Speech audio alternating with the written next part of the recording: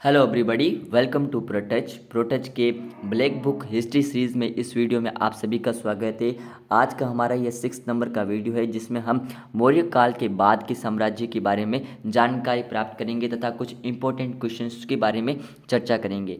इससे पहले हमारे 5 वीडियो ऑलरेडी अपलोड हो चुके हैं जिनमें सिंधु घाटी सभ्यता, वैदिक भारत, जैन धर्म, बौद्ध धर्म तथा महाजनपद काल वह मौर्य युग से संबंधित है। आइए बिना किसी देरी के साथ हमारे आज के इस वीडियो की शुरुआत करते हैं। पहला क्वेश्चन, मौर्य वंश के तुरंत बाद किस राजवंश ने मगध साम्राज्य पर शासन किया? तो उसका आंसर है शुंग वंश, क्योंकि पुष्यमित्र संघ ने अंतिम नंद वंश शासक बृहदत्त की हत्या करके शुंग वंश की स्थापना की थी। पहला क्वेश्चन। दूसरा क्वेश्चन, पुष्यमित्र शुंग के समकालीन योग के प्रणेता कौन थे? तो योग के प्रणेता पतंजलि थे।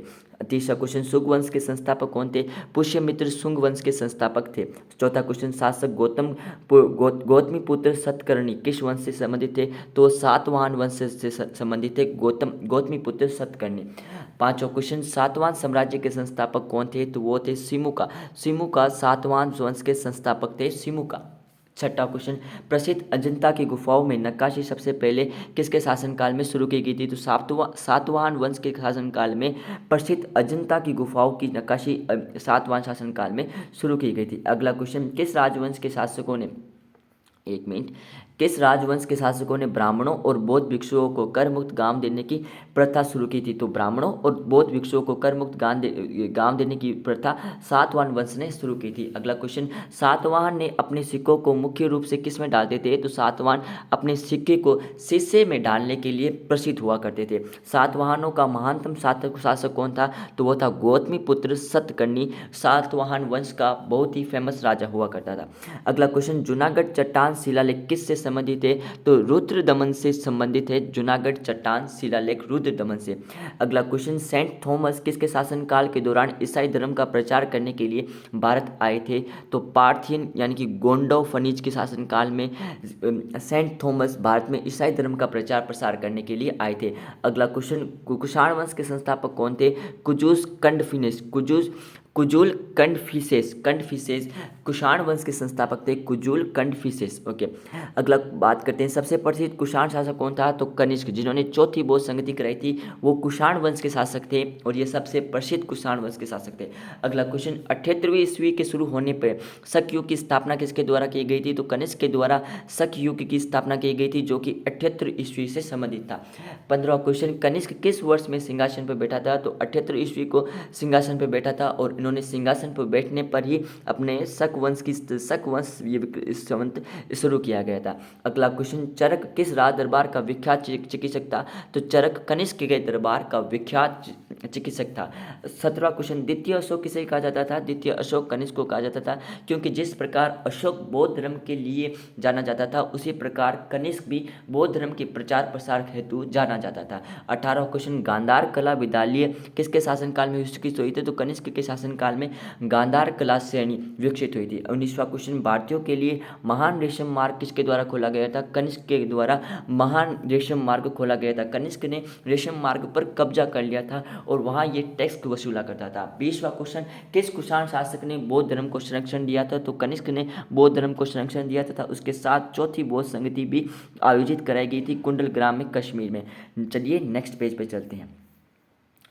कनिष्क की राजधानी कहाँ थी? तो पुरसापुर कनिष्क की राजधानी हुआ करती थी। पुरसापुर कनिष्क की राजधानी हुई थी। कनिष्क के समकालीन कौन थे? कनिष्क के समकालीन नागार्जुन, अश्वघोष और वसुमित्र हुआ करते थे, जहाँ पर चौथी बौद्ध संगति के अध्यक्ष वसुमित्र तथा उपाध्यक्ष अश्वघोष हुए होते थे। इस तरह से आप कनिष्क के समकालीन को याद रख सकते हैं। कुषाण काल के दौरान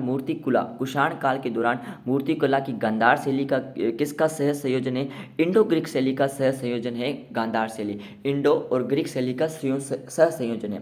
अगला क्वेश्चन, कुषाण काल में सबसे बड़ा विकास किस क्षेत्र में हुआ था?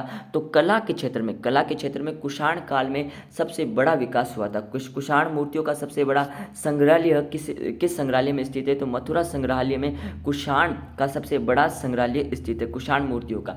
अगला बात करते हैं, भारत में सोने के सिक्के सबसे पहले किसने जारी किए थे? तो कुषाणों ने सबसे पहले भारत में गोल्ड के सिक्के जारी किए गए थे। गोल्ड के सिक्के सबसे पहले भारत में लाने का श्रेय कुषाणों को जाता है। अगला क्वेश्चन, 3वीं शताब्दी में वाकाटक वंश का संस्थापक कौन था? तो विजय शक्ति ने वाकाटक वंश की स्थापना की थी, वो भी 3वीं शताब्दी में। 3वीं शताब्दी में वाकाटक वंश के संस्थापक विजय शक्ति हुआ करते थे। शक की स्थापना 78 ईस्वी में हुई थी। ओके, अमरावती कला विद्यालय किस क्षेत्र के सातवाहनों के संरक्षण के विकसित हुआ था? अमरावती कला विद्यालय आंध्र सातवाहनों के क्षेत्र में विकसित हुआ था। अगला क्वेश्चन, किस शासक ने एका ब्राह्मण प्रयुक्त हुआ था? तो गौतमी पुत्र सात करने के लिए एका ब्राह्मण शब्द का प्रयोग हुआ था। अगला क्वेश्चन, पाल वंश का संस्थापक कौन था?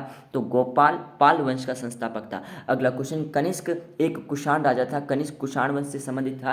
अगला क्वेश्चन, कौन से शासक सुएगी खानाबदोश लोगों के साथ घनिष्ठ रूप से जुड़े थे? तो कुषाण सुएजी खानाबदोश के लोगों के साथ घनिष्ठ रूप से जुड़े थे। ये एक प्रकार की जनजाति थी और माना जाता है कि कुषाण भी इसी जनजाति से बिलोंग करते थे, इसलिए सुएजी खानाबदोश से ये कुषाण जुड़े थे।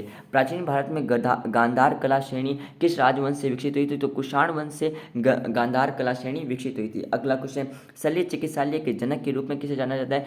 सुश्रुत को शल्य चिकित्सालय यानी कि प्लास्टिक सर्जरी के रूप में जाना जाता है, सुश्रुत को। ठीक है, वेरी इंपॉर्टेंट क्वेश्चन। कुशल्य चिकित्सालय का जनक सुश्रुत को जाना जाता है। अगला क्वेश्चन, चिकित्सा और शल्य चिकित्सा पर एक प्राचीन संस्कृत पाठ सुश्रुत संहिता है। जिस प्रकार आपको पता है सबसे पहले ऋषि सुश्रुत हुए थे और उन्होंने ही सुश्रुत संहिता लिखी थी जो कि शल्य चिकित्सा पर आधारित थी। अगला, गुर्जर पटिहारों, राष्ट्रकूटों और पाल वंश के शासकों ने कन्नौज पर नियंत्रण कर लिया, कन्नौज पर नियंत्रण के लिए लड़ाई लड़ी थी। और इससे कन्नौज पर नियंत्रण के लिए जब हर्षवर्धन की मृत्यु हो गई थी उसके बाद में कन्नौज पर एक उत्तराधिकारी युद्ध के रूप में एक युद्ध चला था जिसमें गुर्जर प्रतिहार राष्ट्रकूट व पाल वंशों का युद्ध हुआ था।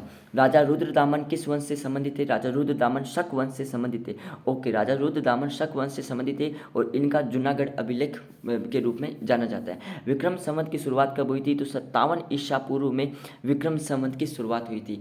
I hope this video is beneficial for you. इसी तरह से हमारा 6th वीडियो जो कि मौर्य युग के बाद का भारतीय इतिहास के महत्वपूर्ण क्वेश्चनों से संबंधित था, जो कि एसएससी, बैंक और अन्य महत्वपूर्ण कॉम्पिटिटिव एग्जाम में आपके लिए बहुत ही बेनिफिशियल होगा।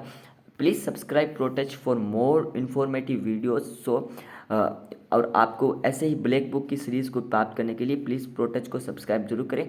Thank you so much.